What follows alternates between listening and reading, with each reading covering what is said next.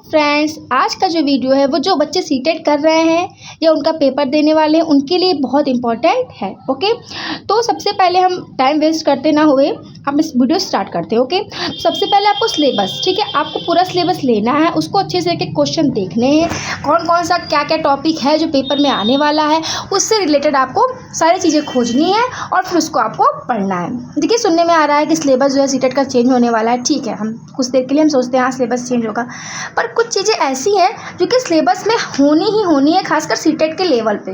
Okay, जैसे हमारा NCF 2005 हो गया, आरटी एक्ट 2009 हो गया, एनईपी हमारे 2020 की, ये सारी चीज़ें तो हमारे सिलेबस में ऐड होनी ही होनी है। उसके साथ साथ पेडागोजी, सीडीपी आपका हो जाता है पेडागोजी में, तो ये सारी चीज़ आपके सिलेबस में होनी ही होनी और इन सबसे 100% क्वेश्चन आते ही आते हैं। तो आपको इनको बहुत अच्छे से प्रिपेयर करना है, इनको बहुत अच्छे से आपको तैयार करना है विदाउट सिलेबस की टेंशन लिए हुए। ओके, तो पहला तो आपका सिलेबस से संबंधित चीज़ें हो गई। ठीक, सेकेंड है आपका टाइम सेविंग। देखिए, अब जो क्वेश्चन मतलब आ रहे हैं सीटेट के लेवल पे, उसमें स्टेटमेंट वाले क्वेश्चन आपको बहुत देखने में मिलेंगे। ओके, तो पहले तो आपको टाइम लगेगा स्टेटमेंट पढ़ने में।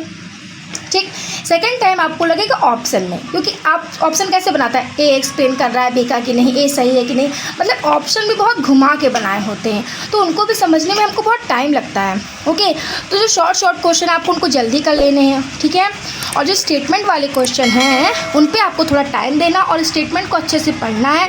उसके बाद आपको ऑप्शन पे जाना है, बट आपको ध्यान ये रखना है कि आपको टाइम सेव करके रखना है। ठीक है, क्योंकि टाइम जल्दी फिर बीतता चला जाता है, आपको पता नहीं चलता है। तो सेकंड जो है वो आपका है टाइम सेविंग। ठीक है, फिर नेक्स्ट आपका don't pay attention to rumours. Okay, जो आजकल हो रहा है कि सीटेट एक नहीं 1 2 3 4 करके लेवल पे आएगा, जो भी अदर्स जो भी कुछ आपके पास रूमर्स है उन पे आपको कोई भी अटेंशन नहीं देनी। आपको अपनी पढ़ाई से मतलब है। जब आपको ऑफिशियल नोटिस आ जाएगा उसके अकॉर्डिंग आप फिर चीज़ों को धीरे धीरे देखते जाइएगा। जितना आप सोचेंगे कि ऐसे नहीं वैसे नहीं ऐसे नहीं वैसे नहीं, उतनी ही ज़्यादा प्रॉब्लम आपको होगी और उतना ही आपका पढ़ाई से दिमाग जो है माइंड आपका डाइवर्ट होता रहेगा। ओके, तो आपको किसी भी रूमर्स पे ध्यान नहीं देना है।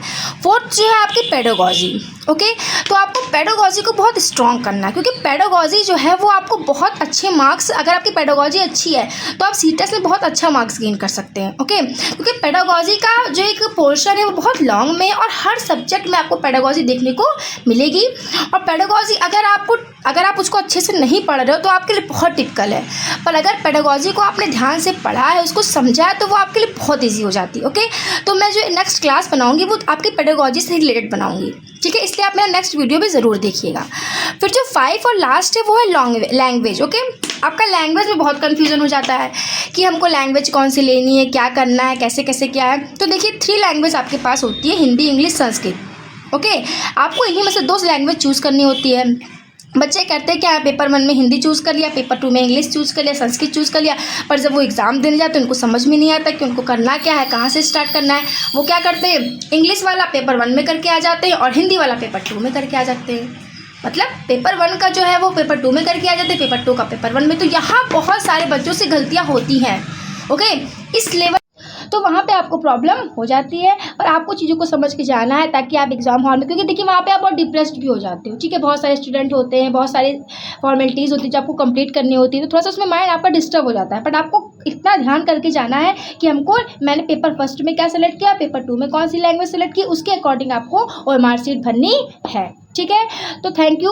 मतलब मैंने ये वीडियो खासकर सीटेट के जो बच्चे फ्रेशर है, जो पहली बार पेपर दे रहे हैं, उनके लिए बनाया है। आई होप ये आपके लिए हेल्पफुल होगा। तो ऐसे ही मैं बहुत सारी वीडियो सीटेट से रिलेटेड, पेडागोजी से, सीडीपी से और लैंग्वेज से रिलेटेड वीडियो लाती रहूँगी। प्लीज़ आप मेरे चैनल को सब्सक्राइब करें, लाइक करें और वीडियो को शेयर करें। Thank you.